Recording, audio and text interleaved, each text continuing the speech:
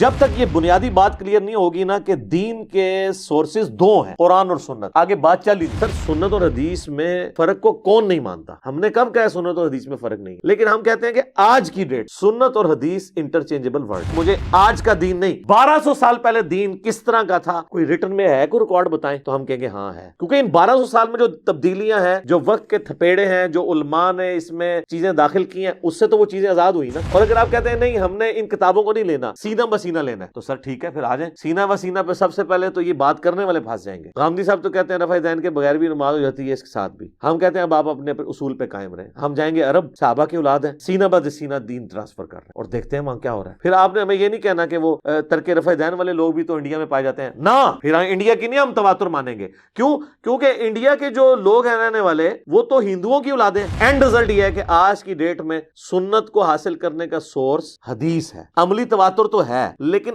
عملی تواتر صرف وہ والا مانا جائے گا جو اجماع امت ہے۔ اگر بنگلہ دیش کا عملی تواتر دیوبندیت ہے، ایران کا عملی تواتر شیعہ ہونا ہے، پاکستان کا عملی تواتر بریلوی ہونا ہے، اور سعودیہ کا عملی تواتر اہل حدیث ہونا ہے، تو پھر آپ کدھر جائیں؟ اجماع اور عملی تواتر تو وہ مانا جائے گا نا جس میں پوری امت کنسنسس کرتی ہو۔ مثلا نمازیں 5 ہیں، فرض رکعتوں کی تعداد 17 ہے، نماز قبلہ رخ ہو کے پڑھنی ہے، مردے کو قبلہ رخ دفنانا ہے، کنسنسس ہے۔ اب جہاں پہ اختلاف آئے گا پھر آپ کس کی بات مانیں گے؟ جس کی آواز اونچی ہے۔ تو جہاں پہ سنت میں اختلاف آ رہا ہوگا، پھر الٹیمیٹلی ہمیں حدیث کی طرف جانا پڑے گا کہ ایک وہ ریکارڈ ہے جو ہمیں ماں باپ نسل در نسل ٹرانسفر کرتے آئے ہیں اور ہر علاقے میں ڈیفرنٹ کرتے آئے ہیں، اور ایک وہ ریکارڈ ہے جو 1200 سال پہلے فریز ہوا تھا۔ اور آج اگر ہمیں ایسے لوگ مل جائیں جو وہی بات کر رہے ہیں جو 1200 سال پہلے فریز ہوئی تھی، تو ان کو فوقیت دی جائے گی بنسبت ان لوگوں کے کہ جن کا آج تک علم فریز نہیں ہو رہا، کبھی کچھ بات کرتے ہیں کبھی کچھ بات۔ اسی کو ہم اجماع امت بھی کہتے ہیں۔ وہ اتنی بڑی حجت ہے کہ اس کے مقابلے پر اگر ہمیں خبر واحد بھی ملے، کوئی صحیح حدیث بھی ملے، ہم اسے نہیں ایکسیپٹ کریں گے، ہم اس حدیث کو منسوخ تصور کریں گے،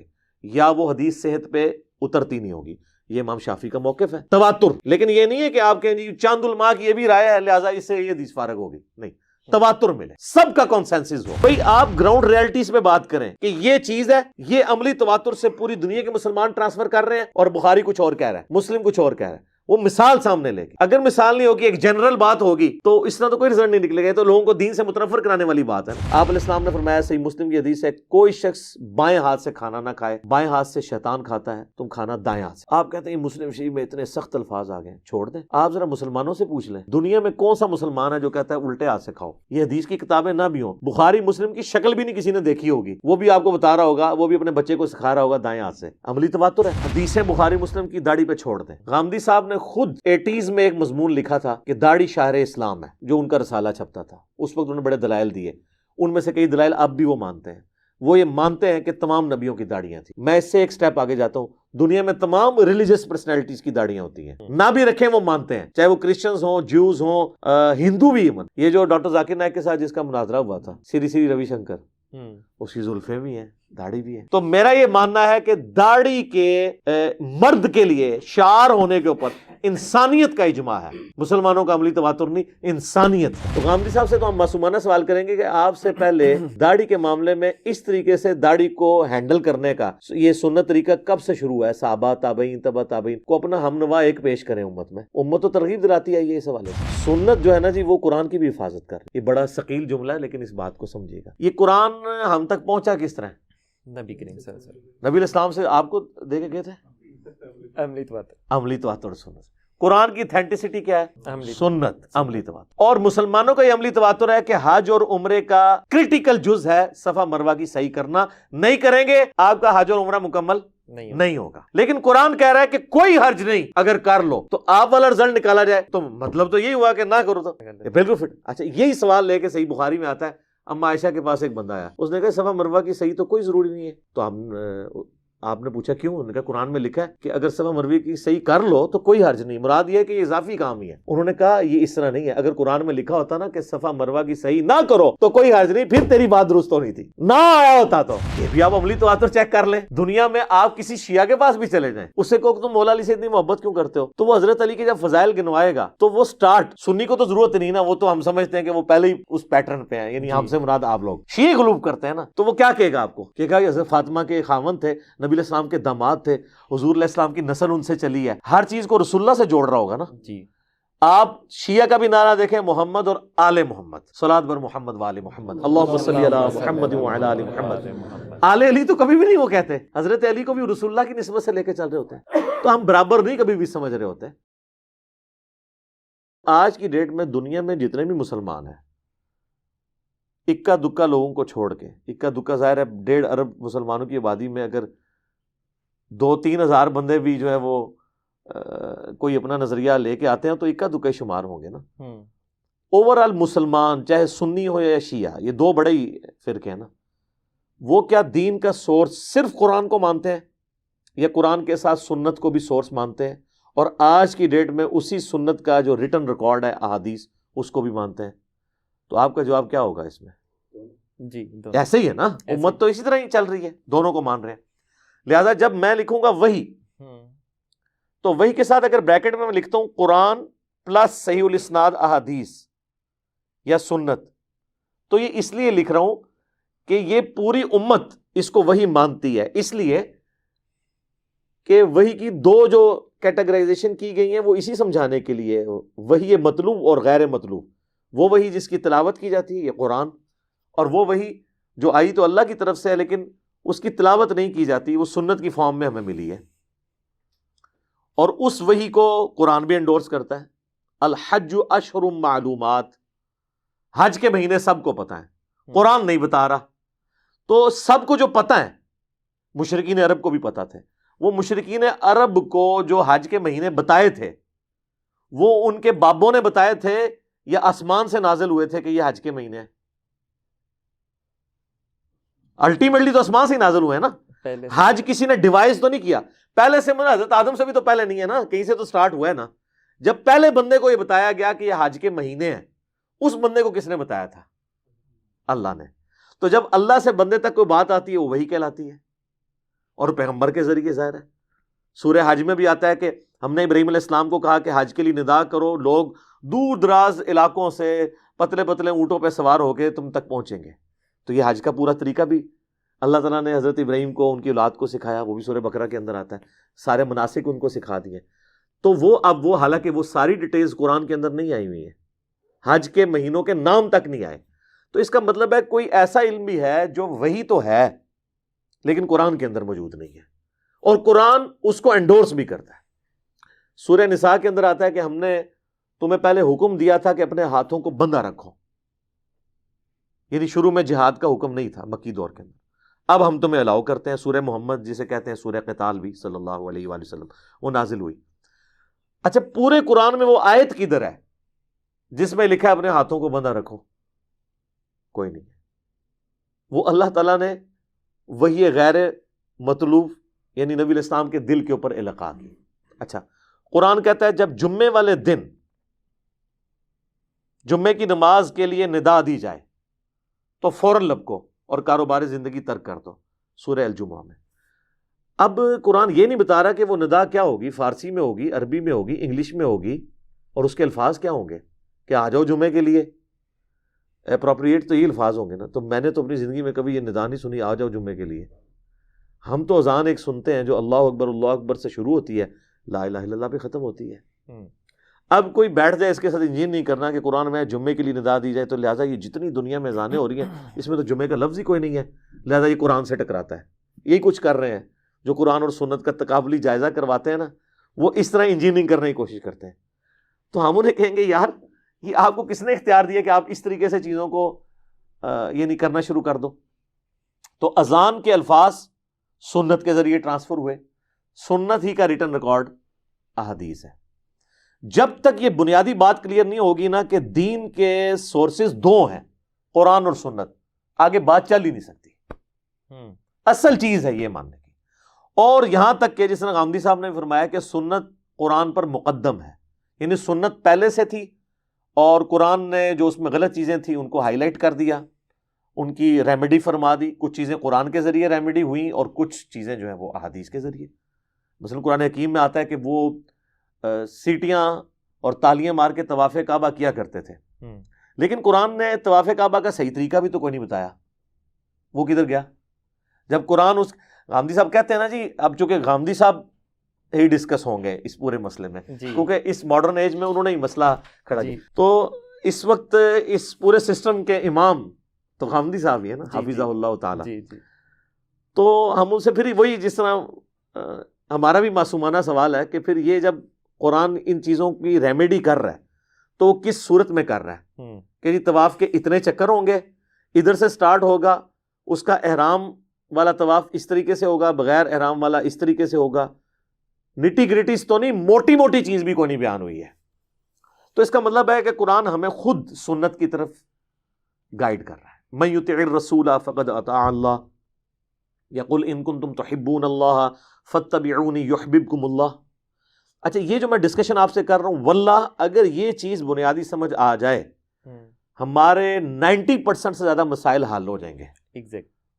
ابھی کچھ عرصہ پہلے کی بات ہے، ایک قادیانی بھائی تشریف لائے، ایجڈ تھے وہ، اور وہ احمدی تھے، یعنی جو امتی نبی کا عقیدہ بھی رکھتے ہیں۔ تو بیچارے اتنی کتابیں اور پوری تیاری کر کے ادھر آئے ہوئے تھے، ان کو پتہ ہی نہیں تھا جا رہا کس کے پاس ہو۔ تو وہ کبھی کوئی آیت پڑھے، میں نے کہا اس طرح نہیں ہے، اصول پہلے طے کریں گے۔ آپ یہ بتائیے کہ اصول کیا ہے، کہ صرف قرآن دلیل ہوگا یا سنت بھی؟ اگر آپ کہیں گے صرف قرآن دلیل ہے تو ہم سب سے پہلے جس شخص کو آپ کلیم کیے ہوئے نا پروفٹ، ہم ڈائریکٹ قرآن سے اس کا ذکر سننا چاہتے ہیں۔ ٹھیک ہے، آپ نے وہ اسمہ احمد نہیں پڑھنا کیونکہ اس کا نام تو غلام احمد تھا، وہ تو احمد ہے، تو وہ تو آپ کے فٹنگ میں نہیں۔ اس نے پھر مان لیا کہ جی سنت بھی ہے۔ ہاں میں نے کہا آپ سنت پہ آئیں گے تو پھر ہم سنت کو اسی پیرائے کے اندر دیکھیں گے کہ سنت عملی تواتر سے ٹرانسفر ہوئی ہے اور اسی کا ریٹن ریکارڈ احادیث کی شکل میں آج سے 1200 سال پہلے جمع کیا گیا۔ اس کو آپ نکال دیں، جو عملی تواتر سے جسے آپ بھی سنت مانتے ہیں نسل در نسل، اس میں کہیں پہ آپ کا یہ عقیدہ بیٹھتا ہے کہ نبی علیہ السلام کے بعد کوئی نبی آ سکتا ہے؟ نہیں۔ تو وہ پھر آئمہ سے شروع ہو گئے، ان کو سمجھ آ گئی، پھر ان کا انشاءاللہ پھر ملیں گے۔ اور مجھے پتہ ہے اس طرح کے لوگ دوبارہ کبھی واپس نہیں آتے۔ اگر ماننا ہوگا تو مان لیں گے، ہمارا تو کام صرف دعوت پہنچانا تھا۔ تو یہاں پہ بھی ہم نے یہ طے کرنا ہے، اگر سنت پیرلل میں سورس ہے، سنت ایگزسٹ کرتی ہے۔ اب جب غامدی صاحب کا مسئلہ شروع ہوتا ہے نا تو وہ سنت کو مانتے ہیں کہ جی سنت تو ہے۔ اچھا پھر وہ کہتے ہیں سنت اور حدیث میں فرق ہے۔ سر سنت اور حدیث میں فرق کو کون نہیں مانتا؟ ہم نے کب کہا سنت اور حدیث میں فرق نہیں ہے؟ لیکن ہم کہتے ہیں کہ آج کی ڈیٹ میں سنت اور حدیث انٹرچینجبل ورڈ ہے۔ کیوں؟ سنت نبی علیہ السلام کا طریقہ ہو، آپ نے کر کے دکھایا ہو، فرمایا ہو، آپ کے سامنے ہوا ہو، جسے وہ کہتے ہیں حدیث تقریری، حدیث قولی، حدیث فعلی، یہ سب کی سب چیزیں سنت میں۔ ایون صحابہ کرام اور ابن رضوان کا جو اجماع ہے جن باتوں کے اوپر، یا کسی انڈیویجول صحابی کی رائے ہے اور باقی صحابہ کی مخالفت نہیں پائی جاتی، یہ سب کی سب چیزیں سنت ہیں۔ اس لیے کہ صحابہ کرام کا جو سورس آف نالج تھا وہ نبی علیہ السلام کی مبارک ذات تھی۔ وہ اپنی ذات سے تو کچھ نہیں کہیں گے جب دین کے حوالے سے تعلیم کر رہے ہوں گے۔ اور اگر کوئی کہتا ہے کہ صحابہ کرام نے اپنی ذات کے اعتبار سے بھی دین میں کچھ انجیکٹ کیا ہے، تا وقت ہے کہ باقی صحابہ کے اقوال کی روشنی میں یہ بات ثابت نہ ہو جائے کہ کسی سے مس ہینڈل ہوا ہے، وہ الگ بات ہے۔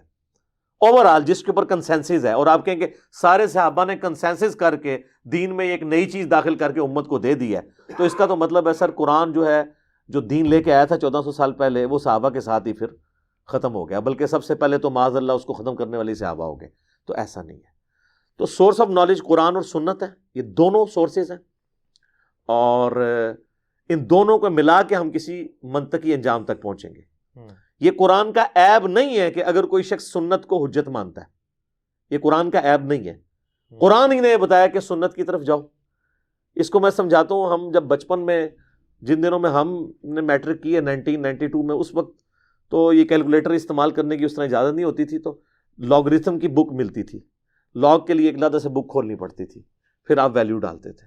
اسی طریقے سے قرآن نے ہمیں سنت کی طرف گائیڈ کیا، حج کی طرف، نماز کی طرف، زکوٰۃ کی طرف ریفر کر دیا۔ وہ جس طرح لاگ کی بک علیحدہ تھی وہ سنت، اور وہ سنت ریٹن فارم میں آ گئی احادیث کی شکل میں۔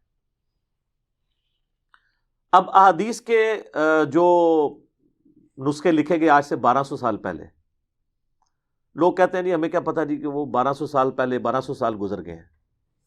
اچھا ہم ایک معصومانہ سوال کرتے ہیں، بینگ این انجینئر، ایک وہ علم ہے جو 1200 سال پہلے فریز ہو گیا، اور ایک وہ علم ہے جو آج تک فریز نہیں ہو رہا۔ جو نیا مولوی آتا ہے وہ اپنی سنت جاری کر دیتا ہے. کوئی کہتا ہے جی یہ جو گرین پگڑی سنت ہے, کوئی کہتا ہے جی یہ براؤن پگڑی سنت ہے. اور یہ کتابوں کا کتنا احسان ہے اس امت کے اوپر, ان محدثین کا, کہ انہوں نے آج کی ڈیٹ میں تو 1200 سال کہہ رہا ہوں, ہو سکتا ہے مزید 1000 سال بھی گزر جائیں, کہ انہوں نے آپ کو ایک چھلانگ میں 1200 سال عبور کروا کے نبی الاسلام کہ پہلے 300 سال کا جو زمانہ ہے وہاں پہ پہنچا دیا کہ اس وقت تک کن چیزوں کو سنت مانا جاتا تھا, اور وہ انہوں نے ریٹن ریکارڈ میں رکھ دی. اور ایک وہ ہے جو ان 1200 سال میں جتنی تبدیلیاں ہوئی ہیں, ایڈ ہو کے کئی میجورٹی میں وہ لوگ چیزیں فالو کر رہے ہیں, اور وہ میجورٹی کی وجہ سے اتھارٹی بنی ہوئی ہے. تو جب ان کو پیش کیا جاتا ہے وہ نہ قرآن پہ پوری ہو رہی ہوتی ہے نہ حدیث پہ, تو ایک عام آدمی کا پھر یہی اپروچ ہوگی نا کہ یار مجھے آج کا دین نہیں, 1200 سال پہلے دین کس طرح کا تھا, کوئی ریٹن میں ہے, کوئی ریکارڈ بتائیں. تو ہم کہیں گے ہاں ہے, کیونکہ ان 1200 سال میں جو تبدیلیاں ہیں, جو وقت کے تھپیڑے ہیں, جو علماء نے اس میں چیزیں داخل کی ہیں, اس سے تو وہ چیزیں آزاد ہوئی نا. اور اگر آپ کہتے ہیں نہیں ہم نے ان کتابوں کو نہیں لینا, سینہ بسینہ لینا ہے, تو سر ٹھیک ہے پھر آ جائیں. سینہ بسینہ پہ سب سے پہلے تو یہ بات کرنے والے پھنس جائیں گے. غامدی صاحب تو کہتے ہیں رفع ذہن کے بغیر بھی نماز ہو جاتی ہے, اس کے ساتھ بھی. ہم کہتے ہیں اب آپ اپنے اصول پہ قائم رہیں. ہم جائیں گے عرب, صحابہ کی اولاد ہیں, سینہ بد سینہ دین ٹرانسفر کر رہے ہیں, اور دیکھتے ہیں وہاں کیا ہو رہا ہے. پھر آپ نے ہمیں یہ نہیں کہنا کہ وہ ترک رفع ذہن والے لوگ بھی تو انڈیا میں پائے جاتے ہیں نا. پھر انڈیا کی نہیں ہم تواتر مانیں گے. کیوں؟ کیونکہ انڈیا کے جو لوگ ہیں رہنے والے وہ تو ہندوؤں کی اولادیں ہیں. یعنی یہاں کوئی شخص یہ دعویٰ کر سکتا ہے سوائے سید کے کہ میں نسل در نسل ہمیشہ سے ہی مسلمان ہوں نبی الاسلام کے آنے کے بعد. تو پھر مجھے بتائیں کہ تواتر ان کا مانا جائے گا یا ان کا؟ اس کو پنجابی میں ایک مثال دی جاتی ہے کہ خالص دودھ بھینس کے نیچے سے ملتا ہے, گوالے سے نہیں. تو جہاں پہ گوالے دین لے کے آئے ہیں ان گوالوں کا دین ہم مانیں گے, یا ہم جو اوریجن ہے مکہ اور مدینہ اس کا مانیں گے نا؟ تو پھر مکہ مدینہ کو مانے نا. پھر وہاں پہ اور بحثیں شروع ہو جائیں گی. ہوتا یہ ہے کہ ایک اصول کے اوپر قائم نہیں رہتے, مصیبت ہمارے لیے کھڑی کر دیتے ہیں. تو لوگوں کو نظر آ رہا ہوتا ہے. تو یہ ریٹن ریکارڈ ہی ہے اس زمانے میں جو مرتب کیا گیا, اور نسل در نسل جو مسلمانوں نے سنت ٹرانسفر کی ہے اسی کا یہ ریٹن ریکارڈ ہے. باقی آپ نے یہ ایک علمی ڈسکشن ضرور ہو سکتی ہے کہ سنت اور حدیث میں فرق کیا ہے, کریں جتنا مرضی. اینڈ رزلٹ یہ ہے کہ آج کی ڈیٹ میں سنت کو حاصل کرنے کا سورس حدیث ہے. عملی تواتر تو ہے, لیکن عملی تواتر صرف وہ والا مانا جائے گا جو اجماع امت ہے. اگر بنگلہ دیش کا عملی تواتر دیوبندیت ہے, ایران کا عملی تواتر شیعہ ہونا ہے, پاکستان کا عملی تواتر بریلوی ہونا ہے, اور سعودیہ کا عملی تواتر اہل حدیث ہونا ہے, تو پھر آپ کدھر جائیں گے؟ اجماع اور عملی تواتر تو وہ مانا جائے گا نا جس میں پوری امت کنسنسس کرتی ہو. مثلا نمازیں 5 ہیں, فرض رکعتوں کی تعداد 17 ہے, نماز قبلہ رخ ہو کے پڑھنی ہے, مردے کو قبلہ رخ دفنانا ہے, کنسنسس ہے. اب جہاں پہ اختلاف آئے گا پھر آپ کس کی بات مانیں گے؟ جس کی آواز اونچی ہے. آپ نے خود ہی کہا کرائٹیریا ہوگا نا جی. ایک بندہ کہتا ہے جی کہ یہ جو ٹیبل ہے یہ 3 فٹ چوڑا ہے, ایک کہتا ہے یہ 3 کلومیٹر ہے, اور ایک کہتا ہے 3000 کلومیٹر ہے. تو جس 3000 والے کی اگر آواز اونچی ہوئی تو وہ جیت جائے گا. تو یا دوسرا طریقہ جی فیتا مار کے دیکھو کہ بھئی ٹیسٹ کیا, بالکل اس کا جو کرائٹیرین ہے اس کے اوپر اس کو جج کیا جائے. تو جہاں پہ سنت میں اختلاف آ رہا ہوگا پھر الٹیمیٹلی ہمیں حدیث کی طرف جانا پڑے گا کہ ایک وہ ریکارڈ ہے جو ہمیں ماں باپ نسل در نسل ٹرانسفر کرتے آئے ہیں اور ہر علاقے میں ڈیفرنٹ کرتے آئے ہیں, اور ایک وہ ریکارڈ ہے جو 1200 سال پہلے فریز ہوا تھا. اور آج اگر ہمیں ایسے لوگ مل جائیں جو وہی بات کر رہے ہیں جو 1200 سال پہلے فریز ہوئی ہوئی تھی, تو ان کو فوقیت دی جائے گی بنسبت ان لوگوں کے کہ جن کا آج تک علم فریز نہیں ہو رہا. کبھی کچھ بات کرتے ہیں کبھی کچھ بات. آپ صرف ایک چھوٹی سی مثال لے لیں, فرض نماز کے بعد اذکار جو ہیں ہر بندے نے اپنا شروع کیا ہوا ہے, جبکہ آپ احادیث کی کتابوں میں آئیں گے تو آپ کو وہ سنت اذکار ملیں گے. ہم نے باقاعدہ اس پہ پورے حوالوں کے ساتھ بلو اور گرین کارڈ لکھے ہیں. تو پھر آپ جج کر سکتے ہیں یار جو یہ بات کرتا ہے وہ ٹھیک کرتا ہے, واقعی یہ بات لکھی ہوئی ہے, اور یہ بات اس طرح نہیں اس طرح. تو لوگ اپنی لاجکس تو بہت ساری پیش کرتے ہیں. تو یہ سنت اور حدیث آج کی ڈیٹ میں بالکل ایک ہے, اگرچہ ان میں فرق پایا جاتا ہے. البتہ وہ سنت جو عملی تواتر سے ثابت ہے, جسے دنیا میں کوئی اور اختلاف نہ پایا جاتا ہو اس معاملے کے اندر, تو وہ اتنی بڑی حجت ہے, اسی کو ہم اجماع امت بھی کہتے ہیں. وہ اتنی بڑی حجت ہے کہ اس کے مقابلے پر اگر ہمیں خبر واحد بھی ملے، کوئی صحیح حدیث بھی ملے، ہم اسے نہیں ایکسیپٹ کریں گے، ہم اس حدیث کو منسوخ تصور کریں گے، یا وہ حدیث صحت پہ اترتی نہیں ہوگی۔ یہ امام شافعی کا موقف ہے، تواتر۔ لیکن یہ نہیں ہے کہ آپ کہیں جی چاند الماء کی یہ بھی رائے ہے لہٰذا اس سے یہ حدیث فارغ ہوگی، نہیں، تواتر ملے، سب کا کنسنسس ہو، ہم کہیں گے ہاں جی لے کے آئیں، اب بتائیں کون سی حدیث ٹکرا رہی ہے، ہم اس کو چھوڑ دیں گے۔ یہ پریکٹیکلی کوئی بات بھی تو سامنے آئے نا، تھریٹیکلی بات کرنے سے کبھی بھی ایشوز ریزالو نہیں ہوتے۔ ہوتا ہے کہ یہاں پہ لوگ علمی بحثیں کرتے رہتے ہیں، ٹی وی پہ بھی بڑا علم جھاڑتے رہتے ہیں، لوگ بھی سنتے ہیں، کہتے ہیں ماشاءاللہ کیا فراوانی ہے۔ بھئی آپ گراؤنڈ ریالٹیز پہ بات کریں کہ یہ چیز ہے، یہ عملی تواتر سے پوری دنیا کے مسلمان ٹرانسفر کر رہے ہیں، اور بخاری کچھ اور کہہ رہا ہے، مسلم کچھ اور کہہ رہا ہے، وہ مثال سامنے لے کے۔ اگر مثال نہیں ہوگی، ایک جنرل بات ہوگی، تو اس طرح تو کوئی رزلٹ نہیں نکلے گا، تو لوگوں کو دین سے متنفر کرانے والی بات ہے نا۔ اور پھر جب آپ وہ مثال دیں گے، پھر پہلے اپنی ڈاکٹرائن کلیئر کریں گے کہ میرا یہ سورس آف نالج ہے، میں ان چیزوں کو حجت مانتا ہوں، قرآن کو بھی سنت کو بھی، اب آپ آگے لے کے چلیں۔ یہ نہ ہم کوئی بات پیش کریں پھر کوئی اور اصول ماننا شروع کر دیں۔ تو سنت اور حدیث آج کی ڈیٹ میں ایک ہے، سنت عملی تواتر ہے، اجماع امت ہے، اور ہمارا یہ دعویٰ ہے کہ جو صحیح الاسناد احادیث میں کوئی ایک حدیث بھی ایسی نہیں ہے جو سنت اور اجماع کے خلاف ہو، بشرطے کہ وہ حدیث منسوخ نہ ہوئی ہو۔ ناسخ منسوخ تو قرآن کے اندر بھی آیا ہوا ہے۔ تو کوئی اگر پریکٹیکل مثال ہے تو سامنے لے آئیں، ہم اس کی بات کر لیتے ہیں۔ علی بھائی، آپ نے ابھی جو فرمایا اس سے میں نے یہ اخذ کیا ہے کہ جو تواتر اور لگاتار احادیث سے ثابت ہو جائے وہ سنت ہے۔ نہیں، حدیث کا محتاج ہی نہیں تواتر حدیث کا محتاج نہیں ہے۔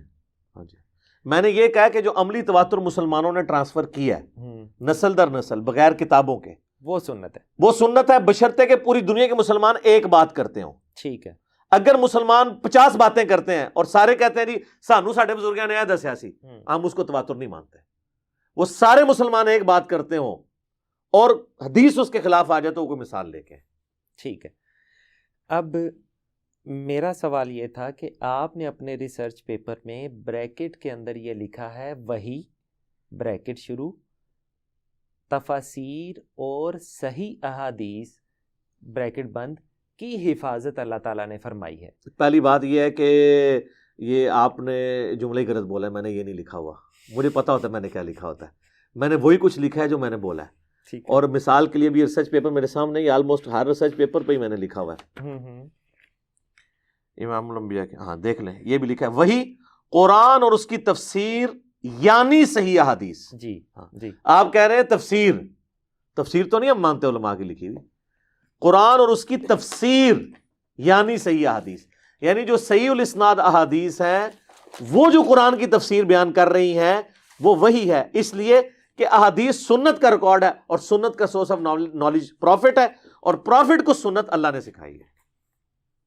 جی ہاں جی، نکالیں کہاں پہ؟ جو آپ نے دعویٰ کیا ہے نا، پہلے تو مجھے بتائیں ان الفاظ کے ساتھ کدھر لکھا ہوا ہے؟ یہ آپ جناب یہی کھولیں، یہ ریسرچ پیپر آپ کے اوپر جو سب سے اوپر ہے، وہ ہر جگہ ایک ہی کاپی پیسٹ ہوا ہوا ہے، سر غلطی نہیں ہوتی۔ دوسری لائن میں پڑھیں کیا لکھا ہوا ہے، دوسری لائن میں وہی بولڈ قرآن اور اس کی تفسیر یعنی صحیح احادیث۔ تفسیر سے مراد میں علماء کے اقوال، ان کی انٹرپریٹیشن نہیں لے رہا، صحیح احادیث، اور صحیح حدیث کو میں نبی علیہ السلام کی طرف منسوب مانتا ہوں۔ جی ٹھیک ہے نا، مطلب جو تواتر اور ظاہر ہے، یہ انڈرسٹوڈ ہے سر، تمام انڈرسٹوڈ ہے۔ یہ اسی طریقے سے ہے کہ ایک بندہ جب کہتا ہے میں مسلمان ہوں، ٹھیک ہے جی، اب آپ اس کے 50 باتیں نہیں اس سے پوچھیں گے، اچھا مسلمان ہو یعنی کہ تمہارے پیغمبر جو ہیں محمد رسول اللہ ہے، یعنی کہ تم آخرت کو بھی مانتے ہو، یعنی کہ تم فرشتوں کو بھی مانتے ہو، یعنی کہ تم پھر پچھلی کتابوں کو بھی مانتے ہوگے، یعنی کہ تم غیب پہ بھی مان رکھتے ہو۔ یہ تو ایویں پہاڑی مدھاڑی مارنے والی گل ہے۔ ظاہر ہے جب یہ بندہ بات لکھ رہا ہے تو اس کا مطلب یہی ہے، قرآن اور اس کی تفسیر اور یعنی صحیح احادیث۔ ہاں جی، بالکل ٹھیک ہے۔ اچھا، اب ایک عام آدمی کے لیے علی بھائی، میں جو اکثر سوالات لوگ غامدی صاحب سے بھی کرتے ہیں کہ فار ایگزامپل، مثال کے طور پہ کدو کھانا سنت ہے، انگوٹھی پہننا سنت ہے، لباس جو ہے وہ اس قسم کا پہننا سنت ہے، اور تھوڑا سا کریٹیکل معاملے میں چلے جائیں تو داڑھی سنت ہے، کیا آپ ان چیزوں کو سنت اور تواتر یا قرآن کے مقابل ہی قرار دیں گے، یا یہ وہ سنت ہے جو احادیث میں تو موجود ہے؟ آپ کے بقول کے سنت اور احادیث، جو احادیث تواتر کے ساتھ ہمیں مل جائیں وہ سنت، یا جو عملی طریقہ ہے نبی کریم صلی اللہ علیہ وآلہ وسلم کا وہ سنت کہلاتا ہے. تو آپ کے نزدیک ایک عام آدمی کے طور پہ کدو کھانا سنت ہے؟ ہاں جی سنت ہے، لیکن اب آپ اس کی انٹینسٹی کو دیکھیں. جی ہم اب ٹاپک ہمارا ڈیفرنٹ ہو گیا ہے. میں آپ سے ایک سوال پوچھتا ہوں، کیا فجر کی نماز پڑھنا سنت ہے؟ فرض پہلے ہے، سنت بعد؟ نہیں نہیں نہیں نہیں، فجر کے 2 فرض پڑھنا سنت ہے. جی اچھا، اب آپ نے اپنے جملے پہ قائم رہنا ہے. جی فجر کے 2 فرض پڑھنا سنت ہے. اب یہاں جب ہم سنت کو ڈسکس کر رہے ہوں گے، اس سے مراد طریقہ لے رہے ہوں گے نبی علیہ السلام کا. جی بالکل. جب آپ فقہ کی ٹرم میں، سمجھ بوجھ کی ٹرم میں سنت فرض واجب کا فرق کرتے ہیں نا، وہ اس کی انٹینسٹی کو ڈیفائن کرتا ہے. یہاں بھی انٹینسٹی کو نہیں ڈیفائن کر رہے. کیا ہو گیا؟ نہیں کچھ نہیں، پانی پی. اچھا پیے ہیں، تسلی سے پیے. جی بسم اللہ الرحمن الرحیم. تو فجر کے 2 فرض پڑھنا سنت ہے. جب یہ ہم سٹیٹمنٹ دے رہے ہوں گے، اس سنت سے مراد نبی صلی اللہ علیہ وآلہ وسلم کا طریقہ لے رہے ہوں گے ہم. جی بالکل ٹھیک ہے نا جی. طریقہ. ہاں، اب آپ انٹینسٹی کی بات پوچھ رہے ہیں نا، کہ کون سی سنتیں ایسی ہیں جو فرض کی کیٹیگری میں فال کرتی ہیں، کون سی سنتیں ہیں جو نبی علیہ السلام کا ذاتی شغف تھا، اور ہاں یا آپ علیہ السلام نے اس کو اپنی یعنی ماننے والوں کو اس طریقے سے ٹرانسفر نہیں کیا، بلکہ آپ کے ماننے والوں نے آپ علیہ السلام کی محبت کی وجہ سے اس کو اڈاپٹ کیا. یہ تو بحث لادہ ہو جائے گی نا. جی ہاں جی. تو وہ جو قرآن اور سنت کا 2 انڈیپینڈنٹ سورس ہونا اور دونوں پہ دین کی بنیاد ہونا، اس پہ ہمارا کنسنسس ہے. اور ہر وہ سنت جو عملی تواتر سے ٹرانسفر ہو، اس کے لیے حدیث میں بھی ہونا ضروری نہیں ہے. لیکن جہاں عملی تواتر ہر ملک کے الگ ہوں، پھر ہمارے پاس سیف چیز کیا ہے کہ ہم آپس میں لڑیں، یا اپنی مردم شماری کریں کہ کون سے زیادہ لوگ کون سے عمل کرتے ہیں، یا اس ریٹن ریکارڈ کی طرف جائیں جس کے اوپر سارے پہلے سے متفق ہیں. دنیا میں کون سا سنی ہے جو کہتے ہیں میں بخاری مسلم کو نہیں مانتا؟ کوئی نہیں. ہاں تو کنسنسس ہے نا، تو ادھر جائیں گے نا ہم. اچھا اب آ جائیں اس کے اوپر. جو اعمال ہیں یا عقائد ہیں، ان کی جو انٹینسٹی کو ڈیفائن کرنا ہے نا، وہ بھی قرآن و سنت کی روشنی میں ہوئی ہے کہ کون سی چیز قطعی الدلالہ ہے، کون سی ظنی الدلالہ ہے. اب یہ وہ بحثیں ہیں جو علمی بحثیں ہیں. اوورآل ان کا رزلٹ میں آپ کو بتا دیتا ہوں. جی داڑھی پہ آ جائیں. جی آپ کدو سے شروع ہوئے تھے تو پتہ نہیں کہاں تک چلے گئے. کدو پہ چلیں، کدو سے اسٹارٹ کر دیتے. کدو کھانا سنت ہے. کدو کھانے کے سنت ہونے کی وجہ سے مسلمانوں میں کون سی مصیبت کھڑی ہو گئی ہے؟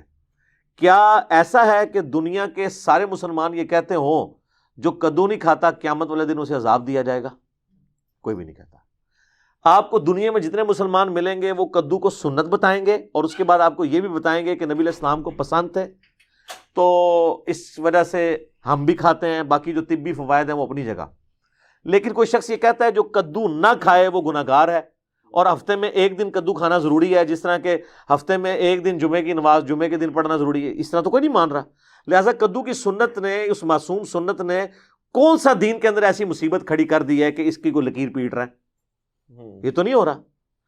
اب رہا چند صوفیاء کے واقعات کہ جی وہ فلاں بندے نے کھڑے ہو کے قاضی ابو یوسف کے سامنے کہہ دیا مجھے کدو پسند نہیں، تو وہ اندر سے تلوار نکال کے لے آئے.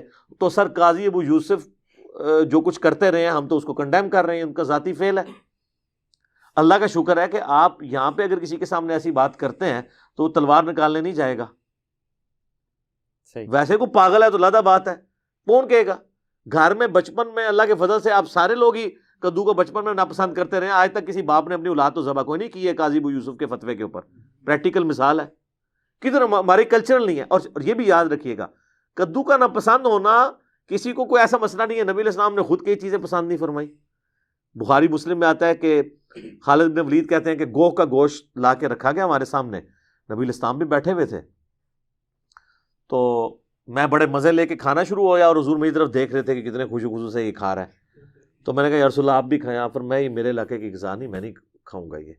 یعنی آپ کی وہ طبیعت مائل نہیں ہوتی اس طرح.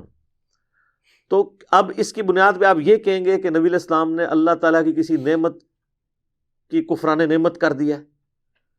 تو یہ اللہ نے اتنی ساری چیزیں کیوں پیدا کی ہیں کہ کوئی کسی کو پسند ہوگی کسی کو. تو اس کی ناپسندیدگی کی وجہ سے یہ نہیں ہوتا کہ کوئی شخص نبی علیہ السلام سے نفرت کر رہا ہے, یہ آپ کا ذاتی شغف تھا.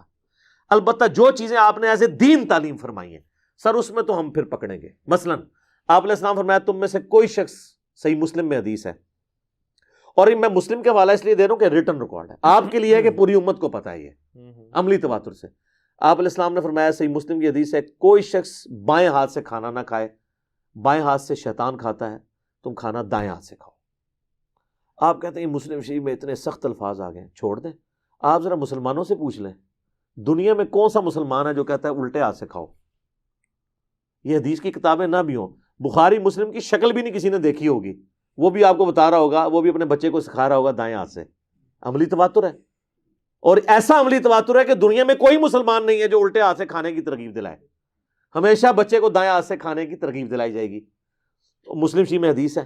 اگر اب کوئی اس کا مذاق اڑائے گا اور کہے گا میں اس کو نہیں مانتا, یہ فضول چیز ہے, پھر ہم کہیں گے اب یہ دین کے اوپر حملہ ہے, اور نبی علیہ السلام کی سنت میں حملہ ہے.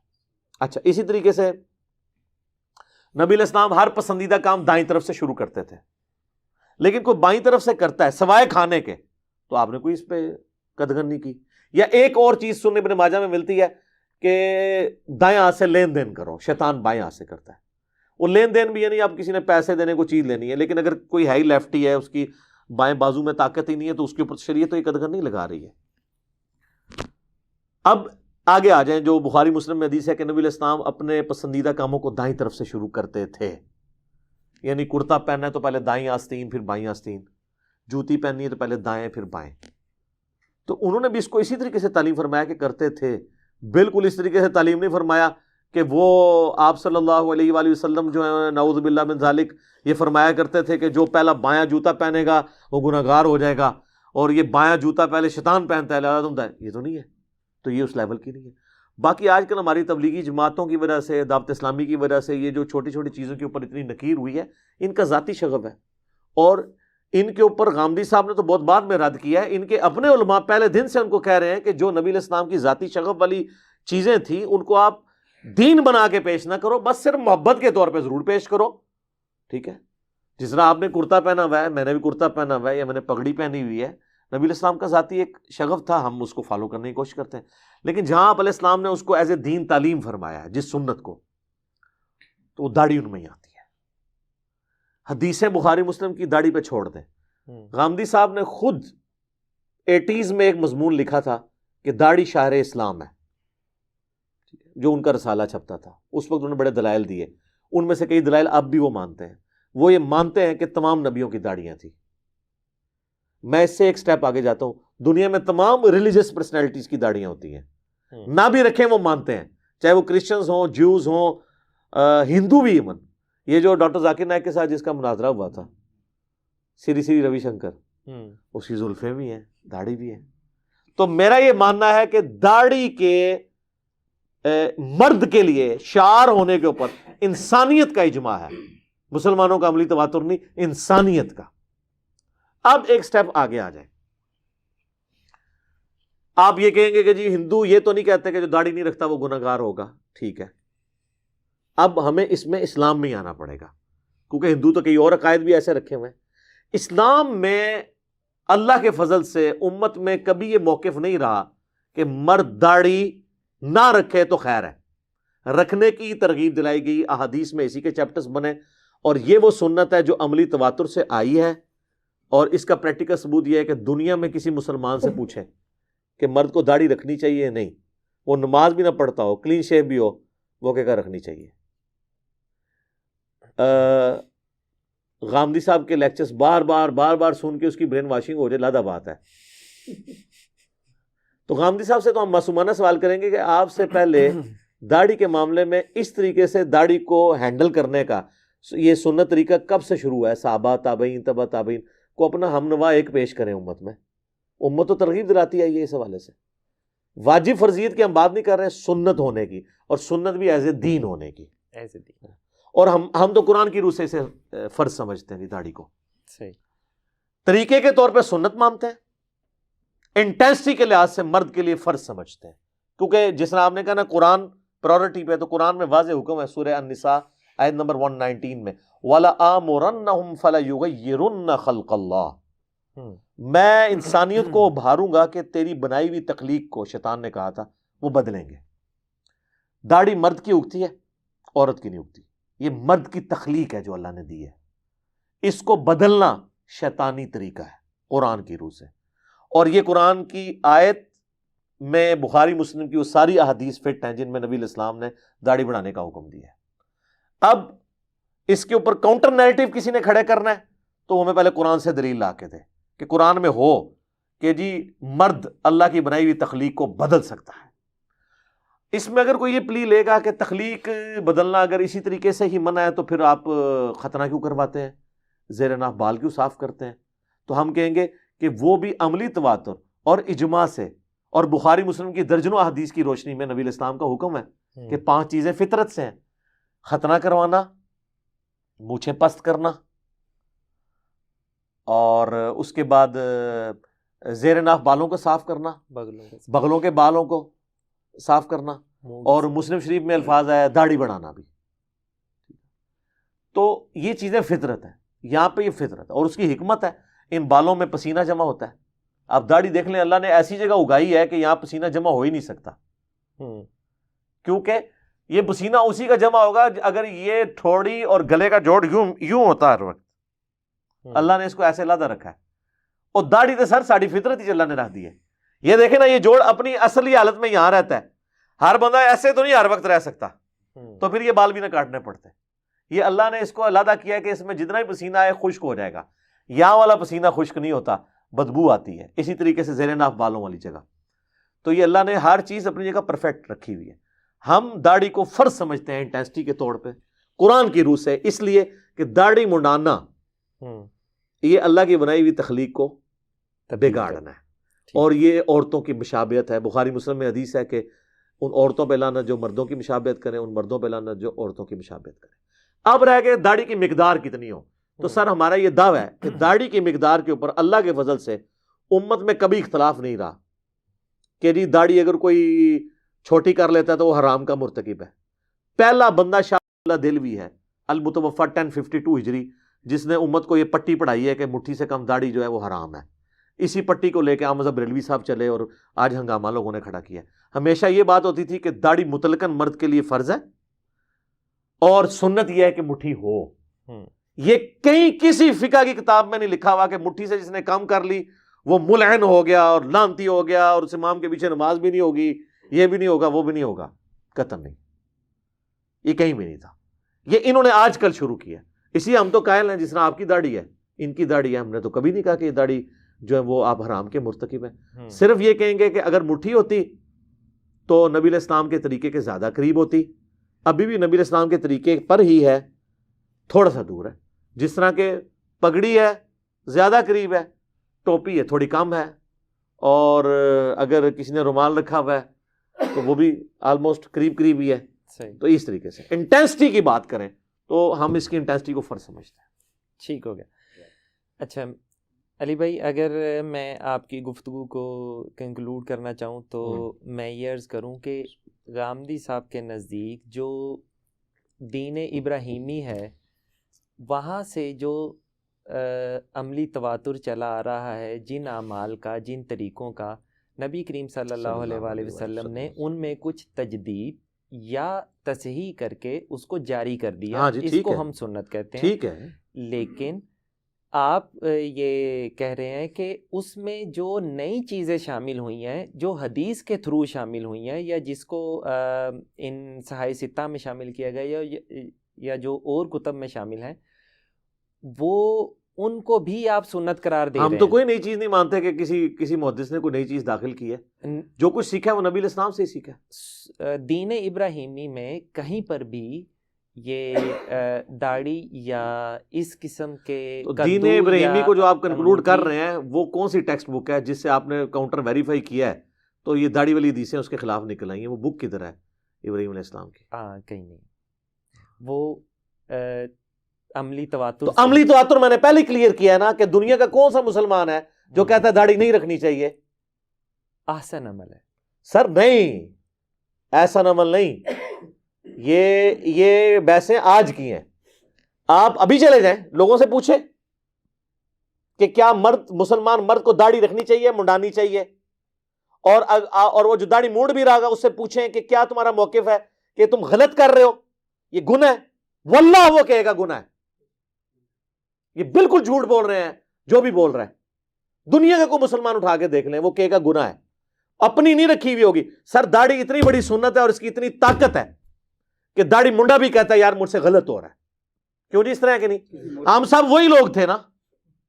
ٹھیک ہے, میں نے سٹارٹ ہی پہلے لیا کہ میں عملی تواتر میں انسانیت کے اجماع سے شروع ہوں. پھر آپ مڑ مڑ کے وہ بات تو نہ کریں جس کا میں جواب کو دے چکا ہوں, ٹھیک, جو پبلک خود جج کرے گی. میں تو جس کو کہتا ہوں آخری درجے تک نا وہ گھر پہنچا کے آتا ہوں کسی کو. میں نے سٹارٹ ہی وہیں سے لیا تھا. صحیح. اب اس بات کی اگر لکیر پیٹنی ہے تو اس کا بڑا آسان طریقہ آپ کہیں گے جی یہ میرے پاس ریٹن ریکارڈ ہے سنت ابراہیمی کا جس کو امت تواتر سے مان رہی ہے اور اس کے خلاف ہے یہ بات. تو جب نہیں ہے ٹینٹ سے کھیڑو. ٹھیک ہو گیا.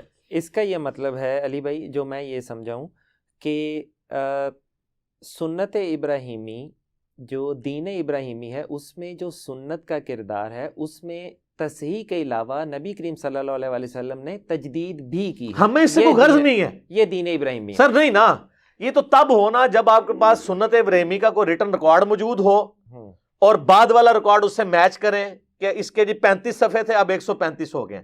جب ایک چیز ایگزسٹ ہی نہیں کرتی آج کی ڈیٹ میں تو یہ علمی شہوت پوری کرنے والی بات ہے نا. اینڈ رزلٹ یہ ہے, آپ چاہے اس کو ویسے کہہ لیں یا ایسے کہہ لیں, دین ہوا جو محمد رسول اللہ نے ہمیں سکھایا. ہمیں اس سے کوئی غرض نہیں ہے کہ وہ ابراہیم نے دیا تھا نہیں دیا تھا, ہمیں اس سے کوئی غرض نہیں ہے. ہمیں یہ ہے کہ نبی علیہ السلام نے جو دین سکھایا اس میں پہلے 35 صفحے سے وہ 70 ہوئے یا 35 کے 35 رہے یا 35 کے 34 ہو گئے. اینڈ رزلٹ کو دیکھیں نا کیا ہے. اینڈ رزلٹ یہ آج کی ڈیٹ میں کہ دین وہ ہے جو محمد رسول اللہ نے ہمیں سکھا دیا.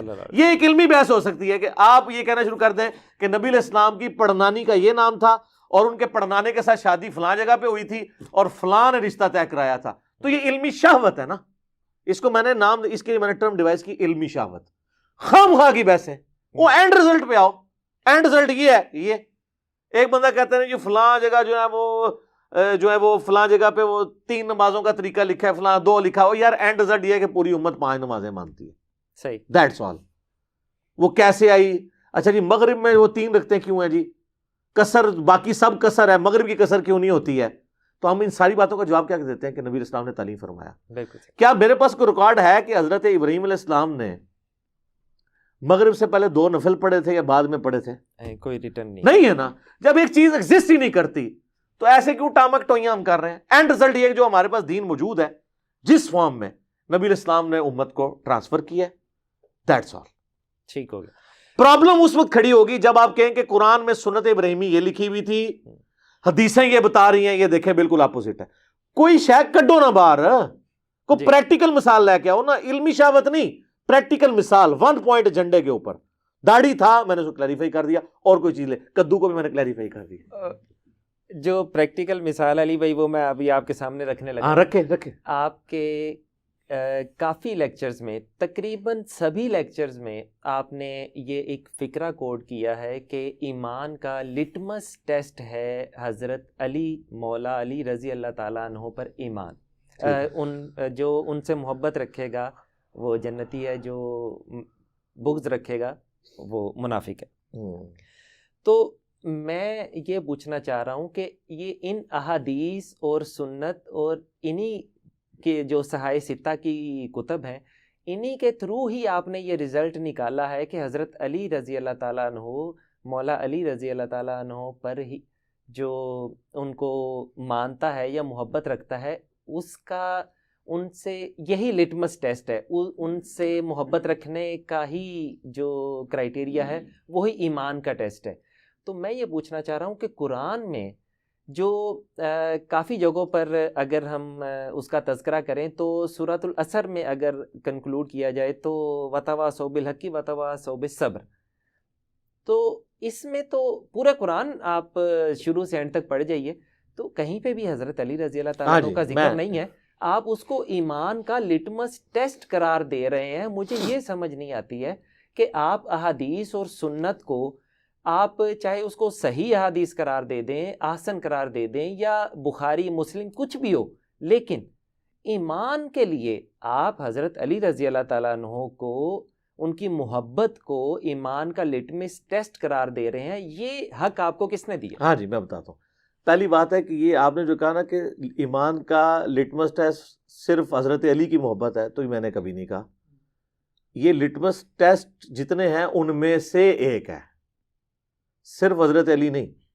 میں نہیں بیان کیا کہ بخاری مسلم میں حدیث ہے کہ صرف مومن ہی انصار مدینہ سے محبت رکھے گا اور منافق ہی ان سے بغض رکھے گا.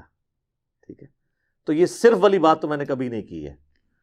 اس سے اگر کوئی یہ رزلٹ نکالے کہ آپ نے جو کوئی حضرت علی کی محبت کو ایمان کا ٹیسٹ کہا لہٰذا ختم نبوت ایمان کا ٹیسٹ نہ ہوئی، تو بندے آپ پہ ہنسیں گے نا کہ یہ آپ نے رزلٹ کیسے نکال لیا. ٹھیک ہے، یا کوئی شخص ختم نبوت کا عقیدہ بیان کر رہا ہو تو آپ کے اچھا آپ نے ایمان ختم نبوت سمجھ لیا ہے، مرنے کے بعد جی اٹھنے کو نہیں آپ مانتے، تو کب کہا کہ نہیں مانتے؟ سوال یوں بنتا ہے کہ اس کو بھی ایمان کا ٹیسٹ قرار دیا صحیح جس طرح اور ہے. حضرت علی تو سر حدیثوں کو چھوڑ دیتے ہیں ہم. ٹھیک ہے، ہم دنیا میں جو بھی مسلمان ہے اس سے پوچھتے ہیں کہ کیا نبی علیہ السلام کے گھر والوں سے محبت کرنا، ان کی بیٹیوں سے محبت کرنا، ان کے داماد سے محبت کرنا، یا ایٹ لیسٹ وہ 4 بندے حضرت ابو بکر عمر عثمان و علی جن کو ہم مسلمان فخری اپنا لیڈر بیان کرتے ہیں، کیا ان کو ان سے محبت کرنا یہ ہمارے ایمان کا حصہ ہے؟ تو اگر اس کا ریفرینڈم کروایا جائے تو اینڈ رزلٹ کیا نکلے گا؟ ہاں. تو لہٰذا اس کو عملی تواتر اور سنت کی کیٹیگری میں فال کریں گے، یہ حدیثوں کی محتاج نہیں رہی بات.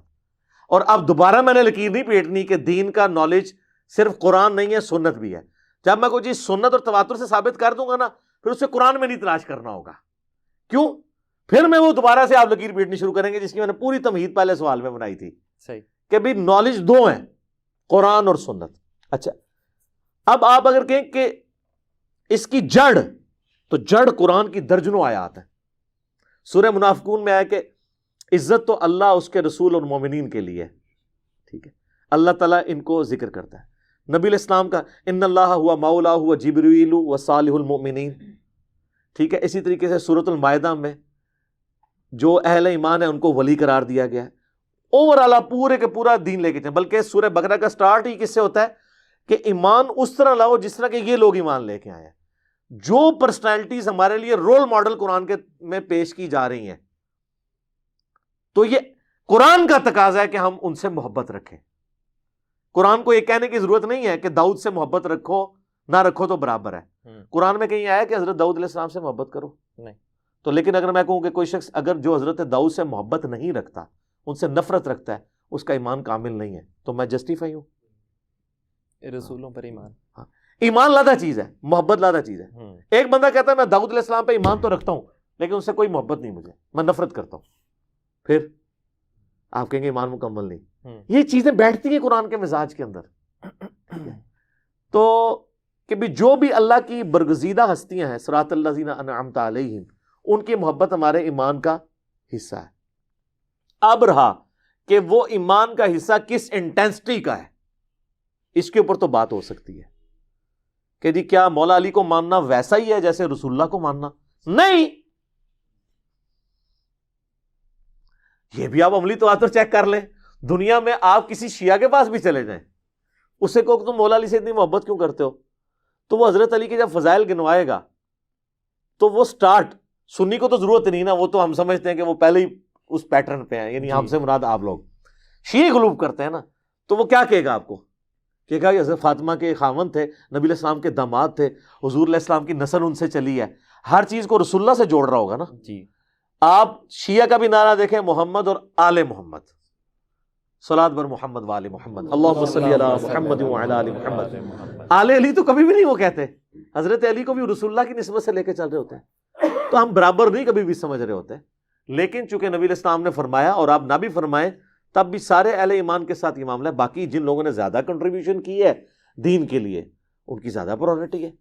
لیکن کوئی شخص یہ کوئی نہیں کہتا کہ جو حضرت علی کو یا حضرت ابو بکر کو نہیں مانتا تو وہ دوزخ میں ہی ضرور جائے گا ہمیشہ کے لیے، یا ان سے جو دشمنی رکھتا ہے ہمیشہ کے لیے. میں ہمیشہ کا لفظ بول رہا ہوں، این ممکن کہ اللہ تعالیٰ ایک عام مومن کے ساتھ بغض رکھنا قرآن میں کیا پسندیدہ ہے؟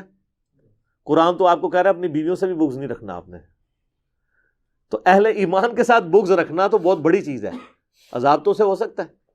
تو یہ چیزیں کبھی بھی قرآن سے ٹکراتی نہیں. آپ اس کے لیے تھم رول یاد رکھیں. یہ جتنے لوگ بھی لے کے آتے ہیں نا, وہ غامدی صاحب جی قرآن اس سے خالی ہے, الموطا امام مالک اس سے خالی ہے. اس دن ابھی ذرا موقع نہیں تھا, وہ طلاق کے مسئلے بیان کر رہے تھے, تو میں وہاں یہ بولنے کا تھا کہ حضرت آپ الموطا کا نام لیتے ہیں, الموطا تو اس سے خالی ہے جو آپ طلاق کا مسئلہ بیان کر رہے ہیں. الموطا تو وہی مسئلہ بیان کرتی ہے جو میں بیان کر رہا ہوں کہ ایک مجلس کی 3 طلاقیں 3 ہیں, اور آپ الموطا کو قرآن کے بعد سب سے بہترین کتاب مانتے ہیں حدیث کی. تو آپ کا طلاق کا مسئلہ سے تو بالکل آپ کے مسئلے سے خالی ہے الموطا, ہمارے مسئلے سے بھری پڑی ہوئی ہے. صحابہ کرام کے فتوے ہیں کہ ایک مجلس کی 3 طلاقیں 3 ہوں گی.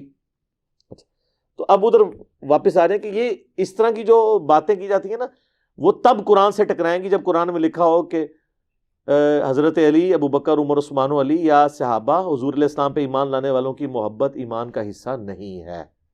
جب تک یہ جملہ قرآن میں نہیں آتا, یہ کبھی قرآن سے ٹکرائے گی نہیں بات. ٹکرا, اور یہ میں فہم آپ کو اما عائشہ کا فہم بتا رہا ہوں سلام اللہ علیہ. قرآن میں آیت ہے کہ ان الصفا والمروہ من شعائر اللہ, صفا اور مروہ اللہ کی شاعر ہے. اس کے ساتھ آتا ہے کہ جب تم حج اور عمرے کے لیے کانٹیکسٹ میں بات ہو رہی ہے, کوئی حرج نہیں اگر ان کی سعی کرو. اردو میں جب یہ جملہ بولا جاتا ہے کہ آپ یہ کام کریں تو کوئی حرج نہیں, اس کا مطلب یہ ہوتا ہے کہ یہ کام کرنا بھی جائز ہے, نہ کرنا بھی جائز ہے. یہی ہے نا جی. قرآن کے ظاہری الفاظ تو یہی بتا رہے ہیں, لیکن سنت اس کو سپورٹ نہیں کر رہی. سنت جو ہے نا جی, وہ قرآن کی بھی حفاظت کر رہی ہے. یہ بڑا ثقیل جملہ ہے, لیکن اس بات کو سمجھیے گا. یہ قرآن ہم تک پہنچا کس طرح؟ نبی کریم صلی اللہ علیہ وسلم, نبی علیہ السلام سے آپ کو دے کے گئے تھے عملی تواتر سنت. قرآن کی اتھینٹسٹی کیا ہے؟ سنت, عملی تواتر. اور مسلمانوں کا یہ عملی تواتر ہے کہ حج اور عمرے کا کرٹیکل جز ہے صفا مروہ کی صحیح کرنا. نہیں کریں گے آپ کا حج اور عمرہ مکمل نہیں ہوگا. لیکن قرآن کہہ رہا ہے کہ کوئی حرج نہیں اگر کر لو, تو آپ والا رزلٹ نکالا جائے تو مطلب تو یہی ہوا کہ نہ کرو تو بالکل فٹ. اچھا, یہی سوال لے کے صحیح بخاری میں آتا ہے, اما عائشہ کے پاس ایک بندہ آیا, اس نے کہا صفا مروہ کی صحیح تو کوئی ضروری نہیں ہے. تو آپ نے پوچھا کیوں؟ انہوں نے کہا قرآن میں لکھا ہے کہ اگر صفا مروہ کی صحیح کر لو تو کوئی حرج نہیں. مراد یہ ہے کہ یہ اضافی کام ہی ہے. انہوں نے کہا یہ اس طرح نہیں ہے. اگر قرآن میں لکھا ہوتا نا کہ صفا مروہ کی صحیح نہ کرو تو کوئی حرج نہیں, پھر تیری بات درست ہونی تھی, نہ آیا ہوتا تو. حالانکہ اس کی بات بھی لنگوسٹک کے پوائنٹ آف ویو سے کامل تھی, لیکن اما عائشہ نے پھر اس کا کانٹیکسٹ کلیئر کیا کہ یہ جو غامدی صاحب, یہ امین احسن اصلاحی صاحب بھی کہتے ہیں نا مزاج رسول, تو انہوں نے بتایا یہ کس مزاج میں نازل ہوئی ہے, یہ اللہ کا مزاج کیا تھا. انہوں نے کہا ہوا یہ تھا کہ جو مشرکین عرب مسلمان ہوئے نا, تو انہوں نے دیکھا کہ ہمارے جو پریویس ادیان, دین کے اندر جو چیزیں ان کا جو ٹوٹا پھوٹا جو تھا, اس میں بڑی غلط چیزیں تھیں, اور اس میں صفا و مروہ کی صحیح بھی انہوں نے بت صفا مروہ پہ سجائے ہوئے تھے. اب جب وہ مسلمان ہوئے تو انہوں نے یہ سوچنا شروع کیا کہ ہو سکتا ہے یہ بھی بت پرستی ہی کی کوئی علامت ہو. تو اللہ نے اس کو انڈورس کیا کہ مشرکین عرب جو کچھ کر رہے ہیں سب کچھ ہی غلط نہیں کر رہے, کچھ ٹھیک بھی کر رہے ہیں. اس میں سے صفا مروہ یہ شاعر اللہ میں سے ہے. اگرچہ صفا اور مروہ پہ انہوں نے بت سجا دیے ہوئے ہیں, لیکن یہ سیدنا ابراہیم علیہ السلام کی بیوی کی یاد دلاتے ہیں اس عمل کی جو تورات کے اندر ڈیٹیل سے آتا ہے. بخاری میں بھی اشارتاً ذکر موجود ہے, وہ جو دوڑی تھی. تو اس لیے ان کو کہا گیا کہ کوئی حرج نہیں کرو. یہ وہ نہیں ہے جو تم سمجھ رہے ہو, یہ اسلام کا حصہ ہے. حرج نہیں سے مراد یہ نہیں تھا کہ کر لو تو ٹھیک, نہ کرو تو کوئی حرج نہیں. یہ حرج نہیں کی انٹینسٹی آپ کو بخاری سے پتہ چلی ہے. قرآن تو بالکل خالی ہے اس سے, یہ انٹینسٹی سمجھانے سے کہ یہ کیوں کہا گیا کہ کوئی حرج نہیں. اچھا, اب اس سے آگے چلیں آپ.